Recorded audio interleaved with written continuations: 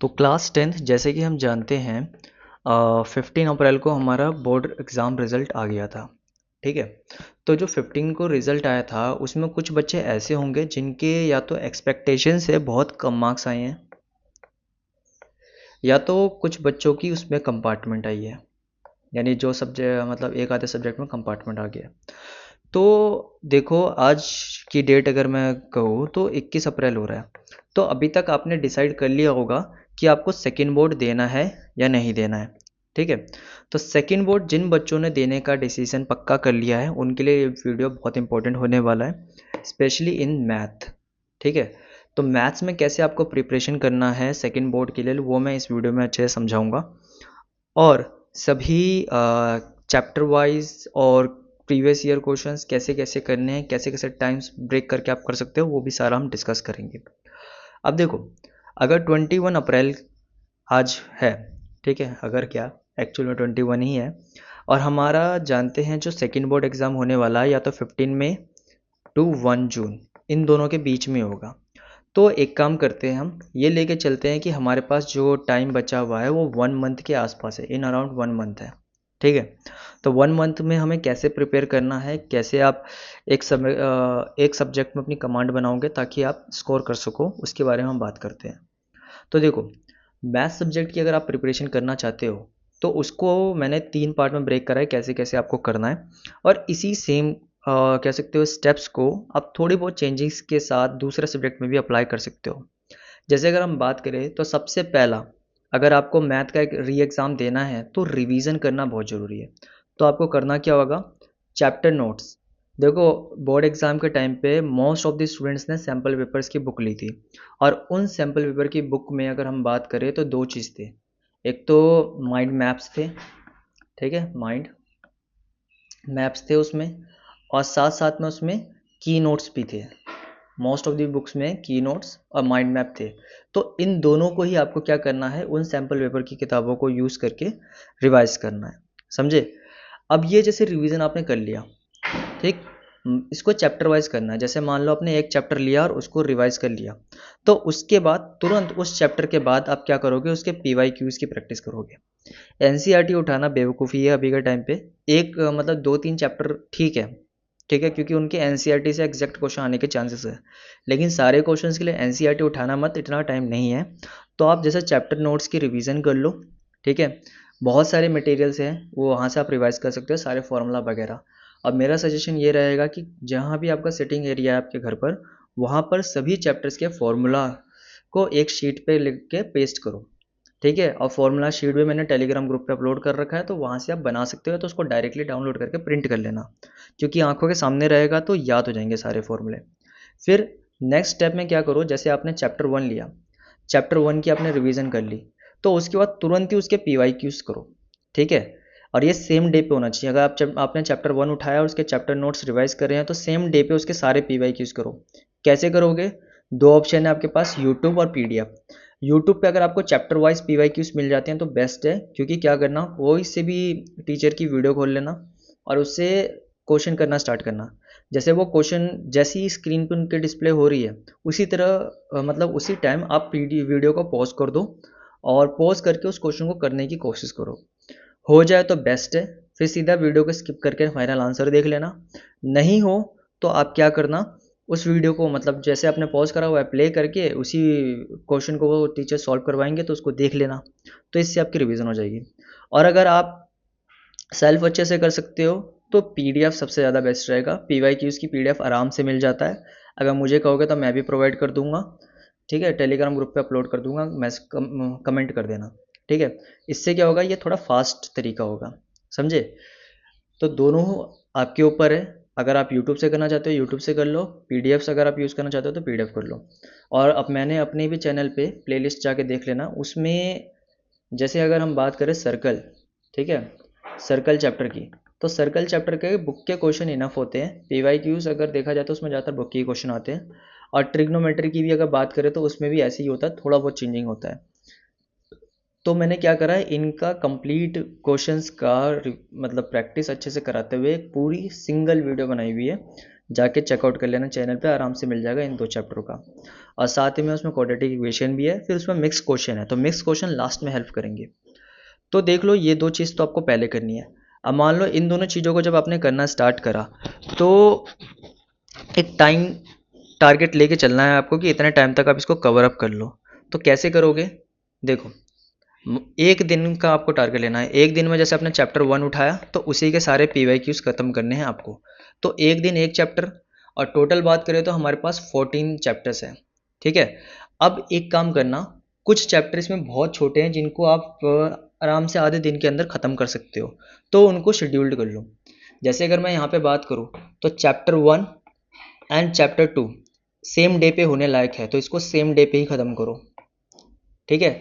फिर अगर बात करें हम चैप्टर 3 एंड चैप्टर 4, ये भी आप साथ में कर सकते हो, आराम से हो जाएगा सेम डे। अब जो चैप्टर 5 है AP, ये थोड़ा लेंथी चैप्टर है, तो इसको अलग से ही करना। ठीक है। क्योंकि इसमें NCERT में ही बहुत सारे क्वेश्चन हैं, और इसकी अगर आपने NCERT से ही प्रैक्टिस कर ली तो काफ़ी है, इनफ है AP का। ठीक है। फिर आगे अगर हम देखें तो चैप्टर 6 यानी हमारा ट्राइंगल आता है। तो ट्राइंगल भी एक सिंगल डे का चैप्टर है, इसीलिए इसको अलोन करना है, और इसमें भी अगर आप NCERT कर लेते हो तो इनफ रहता है, इससे ज़्यादा नहीं आएगा। फिर अगर हम चैप्टर 7 पे मूव करें, तो चैप्टर 7 क्या है? Coordinate geometry. इसको आप हाफ डे में आराम से कर सकते हो। इसके साथ कॉम्बिनेशन बना लेना आप चैप्टर 11 का। ठीक है। अगर मैं गलत नहीं हूँ तो चैप्टर 11 जो है हमारा एरिया रिलेटेड टू सर्कल है। ठीक है। एरिया रिलेटेड टू सर्कल, ये है, समझ गए? तो इसमें हमें सेक्टर्स के बारे में पढ़ना है, आराम से हो जाएगा। तो इन 2 चैप्टरों को आप कंबाइन कर सकते हो एक दिन में। ठीक। फिर अगर आगे चले हम, तो अगला आता है हमारा चैप्टर नंबर 8 ट्रिग्नोमेट्री। इसको आप सिंगल डे में कर लेना, आप पे डिपेंड करता है। अगर आपकी स्ट्रेंथ अच्छी खासी है इसमें, मतलब आपने अच्छे से रिवीजन करा था प्रीवियस ईयर में, आपके खाली कम नंबर आए हैं, उसी लिए आप कंपार्टमेंट मतलब सेकेंड बोर्ड देना चाह रहे हो, तो इसके साथ आप चैप्टर 9 कंबाइंड कर लेना, नहीं तो इसको आप सेपरेटली कर लेना। ठीक है।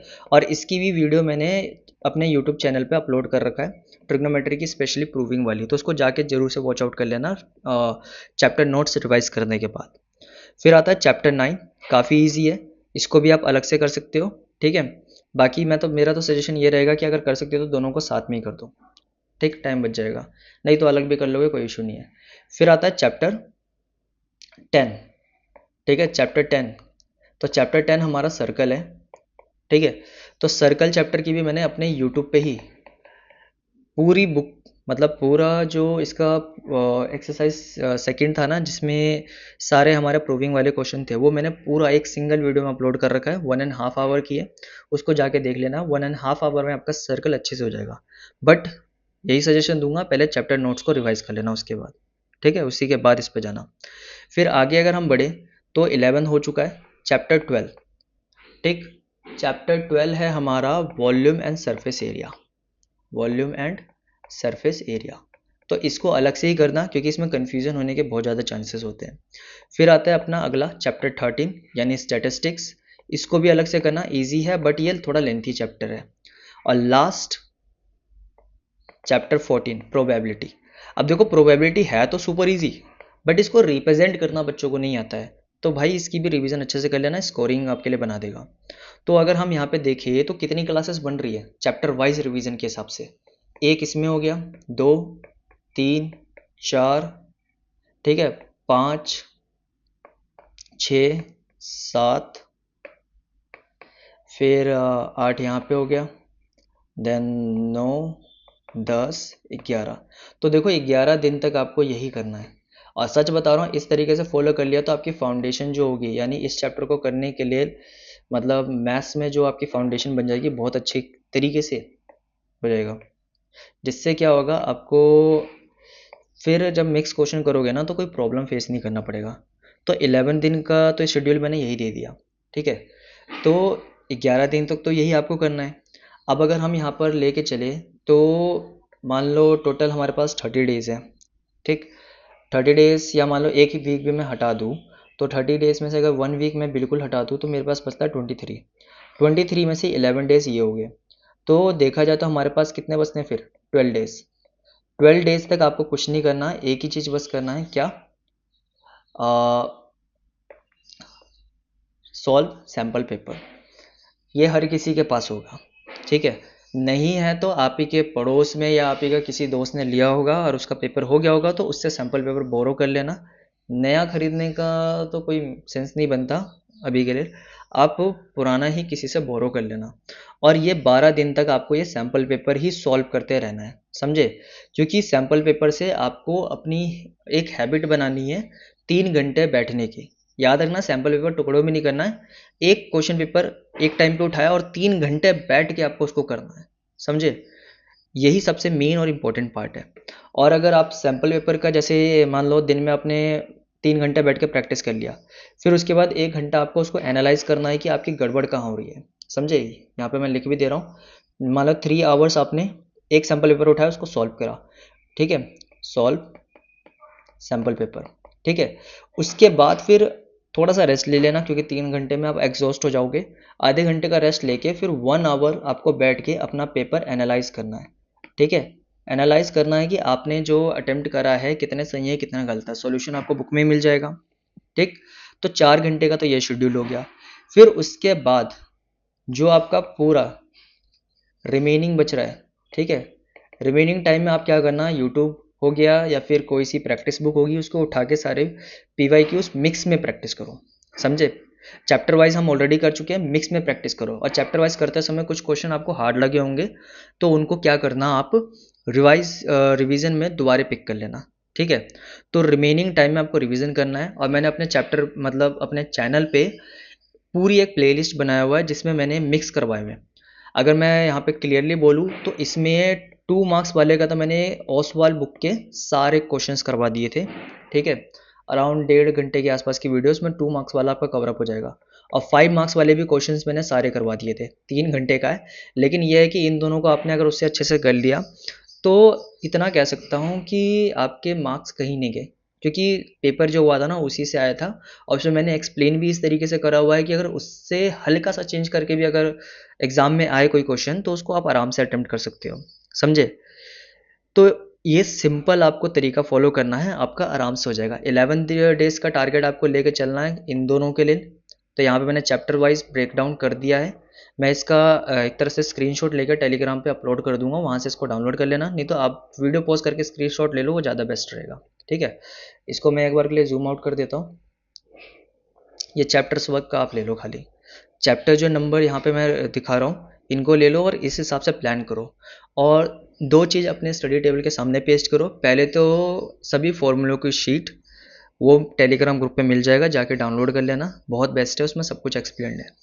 और फिर ये प्लानर, ठीक है, ये आपके लिए प्लानर है, इसको आपको सही से करना है अगर आप सीरियस हो अपने सेकंड बोर्ड में मार्क्स गेन करने के लिए, ठीक है। और फिर बचे हुए रिमेनिंग डेज में आपको ये सैम्पल पेपर सॉल्व जरूर से करना है। 3 घंटे सेपरेटली बैठना है, 1 घंटे उसको एनालाइज करना है। फिर रिमेनिंग टाइम में आप मिक्स क्वेश्चंस करोगे। ये बात ध्यान रख लेना, मैं यहाँ पे लिख भी दे रहा हूँ, रिमेनिंग टाइम में आप मिक्स क्वेश्चन करोगे, सेपरेट चैप्टर वाइज मत उठाना, क्योंकि एग्जाम चैप्टर वाइज नहीं आता, मिक्स्ड आता है। मिक्स्ड के लिए मैंने बोल दिया 2 मार्क्स के लिए मैंने और 5 मार्क्स के लिए वीडियो बना रखा है। साथ साथ में MCQ को तो मैंने भर रखा है अपने चैप्टर पे, मतलब चैप्टर लिख रहा है बार बार यूट्यूब चैनल पे, ठीक है। अराउंड 100 से ऊपर मैंने MCQs करवा रखे हैं और सेपरेट प्लेलिस्ट है MCQs की, तो वहाँ से जाके आराम से प्रैक्टिस कर सकते हो। उसमें मैंने बहुत सारे ट्रिक्स भी बताए हैं जिनको यूज़ करके आप आराम से मिनट के अंदर यानी सेकंड्स में ही क्वेश्चन को ख़त्म कर सकते हो, समझे। तो एक बार लास्ट में ब्रेक डाउन कर लेते हैं। हमें 11 डेज़ का टारगेट लेके चलना है। 11 डेज़ में यानी खाली रिवीजन करना है। रिवीजन में याद रख लेना हम नोट्स रिवाइज करेंगे, ठीक है, प्लस PYQs करेंगे, वो भी क्या, चैप्टर वाइज, समझे। CW चैप्टर वाइज है, क्लास वर्क में समझना। फिर बचे हुए 12 दिन, क्योंकि मैं कितने दिन का टारगेट लेके चल रहा हूँ, 23 डेज़ का, ठीक है। क्योंकि मान लो चलो किस्मत फूटी लिख लिया, 15 मई को ही हमारा पेपर हो जाए, तो 23 डेज़ लेके चलते हैं। और अगर आपका बाकी कोई और सब्जेक्ट भी साथ में देने का मन है तो उस हिसाब से भी आप इसको एडजस्ट कर सकते हो।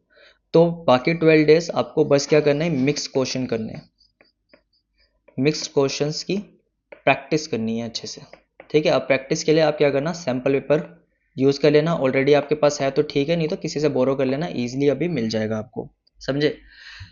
क्लियर? या तो कोई अगर राजी ना हो तो उसको 1/4 अमाउंट पे कर देना, क्योंकि अब तो वो बुक कोई काम की नहीं है, इसीलिए आराम से मिल जाएगा आपको। अब देखो, इस चीज़ को आप बाकी सब्जेक्ट में भी अप्लाई कर सकते हो। जैसे मान लो किसी को साइंस का देना है, किसी को एसएसटी का देना है, तो यही आप उसमें भी कर सकते हो। चैप्टर नोट्स जो है ये रिवाइज करना, उसके चैप्टर वाइज पीवाई क्यूज करना, और देन सैम्पल पेपर सॉल्व करना। ये आप, मैंने मैथ को स्पेसिफिक करके बताया, लेकिन आप हर सब्जेक्ट में इसको यूज़ कर सकते हैं। तो आई होप आपको समझ आया होगा प्रिपरेशन कैसे करना है। और कुछ भी अगर आपको सेकंड बोर्ड से रिलेटेड पूछना है मुझसे, या चैप्टर वाइज कैसे कोई सी प्रॉब्लम्स आपको आ रही है उसमें से कुछ समझना है, तो आप कमेंट में कर देना, मतलब कमेंट में लिख देना, मैं समझा दूंगा। ठीक है?